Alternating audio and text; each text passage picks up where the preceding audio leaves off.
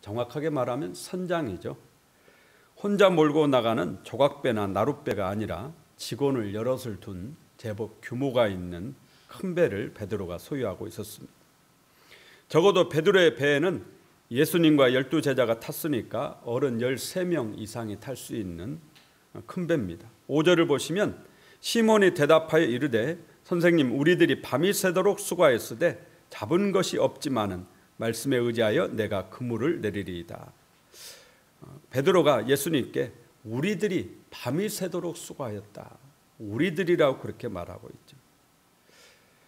혼자 밤새 고기 잡은 것이 아니라는 거죠. 동생 안드레와 단둘이 잡은 것도 아닙니다.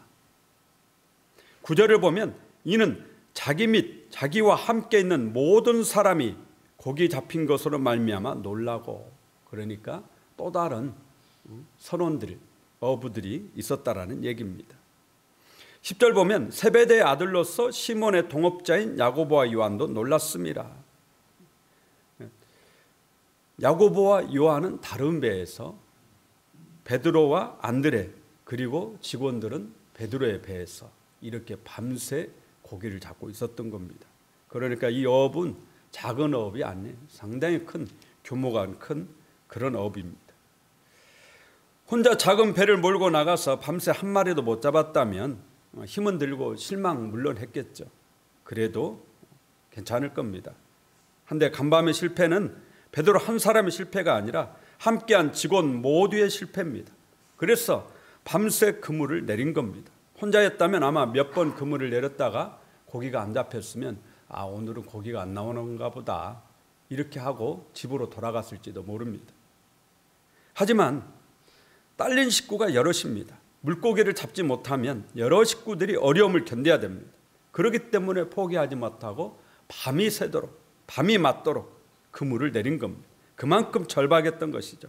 하지만 그날 밤은 정말 모든 것이 가혹했습니다.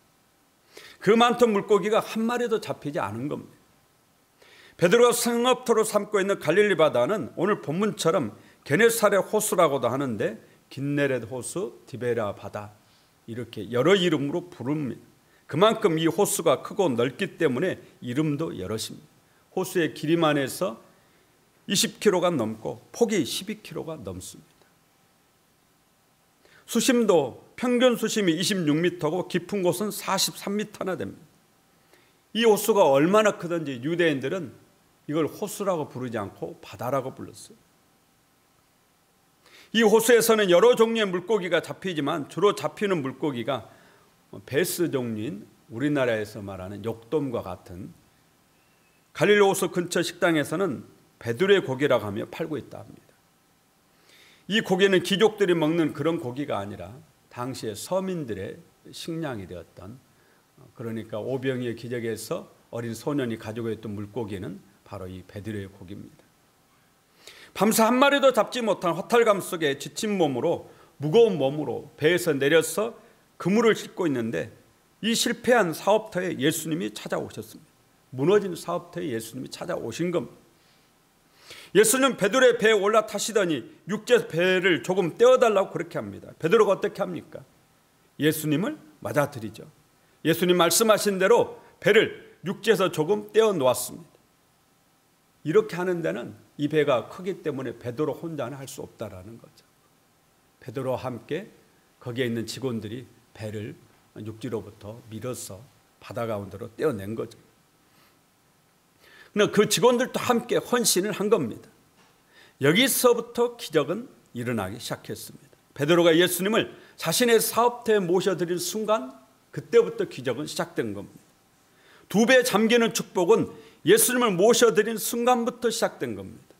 여러분의 무너진 사업터에도 예수님을 모시는 순간에 그때부터 기적은 시작되는 것입니다. 주님의 축복이 그때부터 시작되는 것이죠. 우리의 가정에 예수를 모셔드리는 순간, 내 마음속에 주님을 모셔드리는 순간, 그때부터 내 인생은 새롭게 달라지기 시작하는 것입니다. 3절을 보시면 배에 오르신 예수님께서 육지에 있는 무리를 가르치셨다 그랬어요. 3절, 예수께서 한 배에 오르시니 그 배는 시몬의 배라 육지에서 조금 떼기를 청하시고 앉으사 배에서 무리를 가르치시더니 이 가르치셨다 이 말씀에 놀라운 비밀이 숨어 있어요. 예수님이 전한 하나님의 말씀은 두 가지예요. 하나는 캐리그마고 하나는 디다케입니다. 캐리그마는 안 믿는 사람에게 하나님의 말씀을 전하는 겁니다. 우리로 말하면 밖에 나가서 예수 안 믿는 사람들에게 여러분 예수 믿으십시오. 예수님은 여러분의 죄를 짊어지시고 십자가에 못 박혀 죽으셨습니다. 예수님 부활하셨습니다. 예수님 다시 오십니다. 이렇게 전하는 것은 캐리그마입니다. 그러면 디다케는 뭐냐? 믿는 사람에게 하나님의 말씀을 해석하고 가르치는 것. 이게 디다케입니다. 오늘 제가 하는 설교는 캐리그마겠어요? 디다케겠어요? 디다케죠. 믿는 사람에게 하는 겁니다. 믿는 사람. 이 말은 그날 새벽에 갈릴리 호숫가에서 예수님의 말씀을 듣고 있던 무리들은 예수님을 안 믿는 사람들이 아니고 이미 예수를 믿고 따르는 사람들이다라는 겁니다. 그렇지 않다면 그 새벽에 어떻게 그 자리에 있었겠어요? 베드로 역시 이미 예수님을 믿고 따르고 있었습니다. 오늘 처음 만난 게 아니라는 거예요. 그래서 누가는 이 사실을 강조하기 위해서 5장 바로 앞에 누가복음 4장 38절에 예수님께서 베드로의 장모의 열병을 고쳐주신 사건을 기록하고 있는 겁니다. 그러니까 오늘 이 새벽에 예수님과 베드로의 만남은 처음이 아니에요. 이미 만난 적이 있고 이미 베드로는 주님을 따르고 있습니다. 베드로는 이미 예수님을 알고 있었습니다. 그러기에 예수님이 베드로의 배에 허락도 없이 타셨고 배를 육지에서 떼어달라 이렇게 요청을 하실 수가 있었던 거죠. 그리고 베드로도 피곤한 몸인데도 불구하고 순종했던 겁니다. 말씀 가르치기를 마친 예수님께서 베드로에게 말씀하시죠. 4절에 깊은 데로 가서 그물을 내려 고기를 잡으라. 베드로가 어떻게 하죠? 5절 시몬이 대답하여 이르되 선생님 우리들이 밤이 새도록 수고하였으되 잡은 것이 없지만은 말씀에 의지하여 내가 그물을 내리리이다. 말씀에 의지하여 그물을 내리리이다. 말씀에 의지해서 그물을 내리겠습니다. 베드로는 말씀에 의지해서 그물을 내리겠다. 무슨 말씀이에요? 깊은 데로 가서 그물을 내려 고기를 잡으라. 그 말씀에 의지해서 그 말씀에 순종해서 제가 그물을 내리겠습니다. 말씀에 의지해서 그물을 내렸기 때문에 이런 놀라운 능력이 나타났습니다. 깊은 데로 가서 그물을 내려 고기를 잡으라. 이 말씀에 순종해서 그물을 내렸기 때문에 이 기적이 일어난 겁니다. 하지만 이 말씀을 베드로가 순종할 수 있었던 것은 지금까지 예수님과의 관계 속에서 주님을 믿는 믿음이 있었기 때문이지 오늘 처음 만나가지고 아주 낯선 사람이 깊은 데로 가서 그물을 내려 고기를 잡으라 이렇게 한다고 해서 만약에 그랬다면 베드로가 아마 그랬을 거예요. 니까짓 게 뭘 알아? 아마 분명히 그랬을 겁니다. 한데 지금 베드로는 예수님의 가르치심을 그동안 이 배에서 받는 순간 그리고 그 이전에 예수님과의 관계 이런 관계를 통해서 이미 주님에 대한 믿음을 가지고 있었다라는 얘기죠. 그러기에 예수님이 깊은 데로 가서 그물을 내려 고기를 잡으라 이 말씀에 순종할 수 있었던 겁니다. 갈릴리 호수에서 평생 어부로 산 베드로의 상식으로는 깊은 곳에는 고기가 없습니다. 하지만 베드로는 이미 예수님께 말씀 가르침을 받으면서 예수님 보통 분이 아니시다라는 것을 알아요. 그러므로 말씀에 의지하여 내가 그물을 내리이다 이 말은 선생님 당신을 믿고 제가 그물을 내리겠습니다 이런 뜻입니다. 내 상식 내 생각은 깊은 곳에 고기가 없다 이지만 예수님 당신을 믿고 제가 그물을 내리겠습니다. 그 결과 베드로는 어부로서는 단 한 번도 경험해 보지 못한 놀라운 경험을 하게 됩니다. 물고기가 얼마나 많이 잡혔던지 그물이 찢어진다. 너무나 놀랍고 흥분해가지고 급히 저 멀리 있는 동업자인 야고보와 요한을 와서 도와달라고 손짓으로 그랬습니다. 그래서 그물을 올려보니까 고기가 2배에 잠길 만큼 많이 잡힌 겁니다. 이 말씀을 듣는 저도 2배에 잠기는 축복을 받고 싶습니다.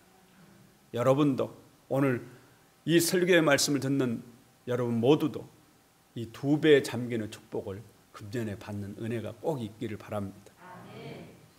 하나님의 축복은 항상 차고 넘치는 축복입니다. 오병의 기적 때도 5,000명이 먹고 12광주리나 남게 거뒀다 그랬습니다. 엘리사 선지자가 선지생도의 아내에게 동네에 있는 모든 그릇을 빌리라, 그 그릇이 다 찰 때까지 기름병에 기름이 떨어지지 않습니다. 그런 축복을 받았어요. 가나의 혼인잔치에서 예수님이 맹물을 최상급의 포도주로 만들어 주시는 거예요. 그냥 보통 포도주가 아니에요. 최고의 포도주로 만들어 주셨어요. 여러분 모두 이 넘치는 축복을 받으시길 바랍니다. 또 하나님의 은혜는 확장의 원리를 가지고 있습니다. 오늘 베드로의 믿음과 순종을 통해서 그 자리에 있는 많은 사람들이 하나님의 기적을 경험했습니다. 2배 잠기는 축복은 베드로 혼자만의 축복이 아닙니다. 베드로와 함께한 모든 사람이 받은 축복입니다. 야고보로 인해서 외삼촌 나반의 집이 복을 받았다. 요셉으로 인해서 보디발 장군의 집이 복을 받았대. 믿지 않는 보디발까지도 복을 받는 거죠. 에스더를 통해서 페르시아 제국 내에 있는 모든 유대인들이 복을 받죠. 오늘 여러분을 통해서 여러분 가정과 여러분과 관계된 모든 사람들이 함께 복을 받는 이 놀라운 축복이 있기를 예수 이름으로 축원합니다. 2배에 잠기는 축복. 밤새 그물을 내려 한 마리도 못 잡는 실패가 있었기 때문에 사실 이 축복은 가능한 겁니다. 실패가 없었다면 이 축복은 없었겠죠. 실패가 있었기 때문에. 그러므로 실패에 우리가 좌절할 것이 아니라 그 실패의 순간에 주님을 붙잡는 은혜가 있어야 됩니다. 그런 믿음이 있어야죠. 빈 그물입니까? 사업에 실패하셨습니다. 베드로도 그랬다라는 겁니다. 하지만 예수님을 자신의 배에 모셔드린 후 운명이 바뀌었습니다. 말씀에 의지해서 그물을 내렸을 때 기적이 일어났습니다. 여러분도 베드로처럼 하십시오. 예수님을 여러 번 사업토로 모셔드리십시오. 기도와 말씀 묵상을 통해서 예수님과 깊은 관계를 가지십시오. 오늘 베드로가 처음 예수님 만나서 갑자기 낯선 사람 말에 그냥 현혹돼가지고 이렇게 하는 것이 아니다라는 것을 우리가 잘 아셔야 됩니다. 이미 베드로는 예수님과의 관계 속에서 믿음을 쌓아왔고 그 믿음이 오늘 이런 놀라운 기적을, 순종을 만들게 한 겁니다. 믿음에 의해서 순종했고 순종이 결국에는 놀라운 기적으로 나타난 것이죠. 혼자 고민하지 마시고 예수님과 함께 하십시오. 기도하십시오. 성경 말씀대로 사업이라는 그물을 내리시기 바랍니다. 베드로가 그러잖아요. 말씀에 의지해서 그물을 내리리이다. 여러분도 말씀에 의지해서 그물을 내리십시오. 그동안은 내 생각대로 그물을 내렸다면 이제는 말씀에 의지해서 내리라. 주님을 믿고 내리라는, 믿음으로 내리라는 겁니다. 베드로가 인간적인 생각으로는 그 깊은 바다에다가 그물을 내려서 고기를 잡는다고, 이건 믿음이 없으면 내릴 수 없는 그물입니다. 그냥 허탕친다 생각하고 내리면 몰라도 오늘 안 될 것 같지만 말씀에 의지해서 그물을 내리면 2배 잠기는 축복이 일어납니다. 오늘 그걸 말씀하고 있는 거예요. 베드로도 다 자기 생각이 있었어요. 어부로서 배운 것도 많고 경험도 풍부했습니다. 예수님은 목수입니다. 하지만 베드로는 자신의 모든 것들을 내려놓고 선입견도 내려놓고 예수님의 말씀을 따르기로 그렇게 결단하고 그 말씀대로 한 겁니다. 여러분도 베드로처럼 하십시오. 여러분의 생각, 여러분의 수단, 여러분의 방법 다 내려놓고 하나님 말씀대로 하시길 바랍니다. 신앙으로 하십시오. 말씀에 의지해서 그물을 내리시길 바랍니다. 2배에 잠기는 축복이 여러분에게도 임할 줄로 믿습니다. 그런데 더 놀라운 축복은 사실 그 다음에 있습니다. 이 놀라운 기적 앞에 베드로가 어떻게 합니까? 예수님 무릎 앞에 엎드리더니 주여 나를 떠나소서 나는 죄인이로소이다. 주여라고 했습니다. 앞에 5절에서는 예수님을 베드로가 선생님이라고 불렀습니다. 그런데 이제 주여, 주님이라고 부르기 시작했습니다. 다른 사람은 다 잡은 물고기에 넋이 나가가지고 그 기적에만 눈길을 주고 있는데 베드로는 주님을 봤다라는 겁니다. 기적의 주인공인, 기적을 일으킨 바로 예수님을 봤어요. 사실 진짜 중요한 것은 이거 아니겠어요? 기적이 아니라 기적을 일으킨 예수님을 보는 사람, 이게 정말 중요한 겁니다. 베드로가 잡은 물고기는 아무리 많이 잡았어도 지금 없습니다. 다 사라져버렸죠. 역사 속에서 이미 과거 옛날 얘기가 돼버렸어요. 그러나 주님을 바라다 봤던 그 베드로는 오늘 저와 여러분 사이에 살아서 역사하고 있습니다. 우리가 그 베드로의 믿음을 지금 본받기 위해서 이 말씀을 보는 거 아닙니까? 다른 사람은 다 기적에 정신이 나가 있습니다.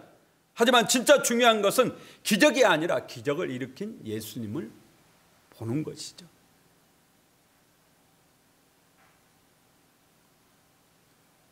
베드로는 주님을 바라다 봤기 때문에 우리 가슴 속에 살아있고 별처럼 빛나고 있습니다. 베드로의 원래 이름은 오늘 본문에 보면 시몬이에요. 시몬이라는 이름의 뜻이 갈대라는 뜻입니다.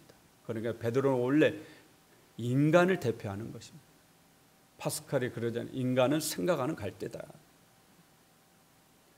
그러니까 인간이 뭐냐? 갈대예요. 작은 바람에도 흔들리는 갈대입니다. 오늘 베드로는 베드로 그 한 사람을 말하는 게 아니고, 시몬은 시몬 그 한 사람을 말하는 게 아니고, 저와 여러분 모든 흔들리는 인간인 시몬을 말하는, 인간을 말하는 것이죠. 그런데 예수님께서 이런 시몬을 베드로라는 이름을 지어주시죠. 베드로는 반석이라는 뜻입니다. 어떤 경우에도 흔들리지 않는 반석이라는 뜻이죠. 오늘 시몬이 예수님을 만나면 베드로가 되는 것입니다. 오늘 저와 여러분도 알고 보면 연약한 인간 아닙니까? 조금만 어려운 일이 있으면 흔들리고, 이리 휩쓸리고 저리 휩쓸리고, 낙심하고 절망하고 좌절하고. 그런데 예수 그리스도를 모셔드리고 주님을 붙잡는 순간 여러분은 베드로가 되는 것입니다. 베드로가 되었을 때 두 배 잠기는 축복이 일어나는 것이죠. 여러분도 말씀에 의지해서 그물을 내리시길 바랍니다. 놀라운 기적이 일어날 줄로 믿습니다. 갈대같이 약한 시몬이 반석 같은 베드로가 될 줄로 믿습니다.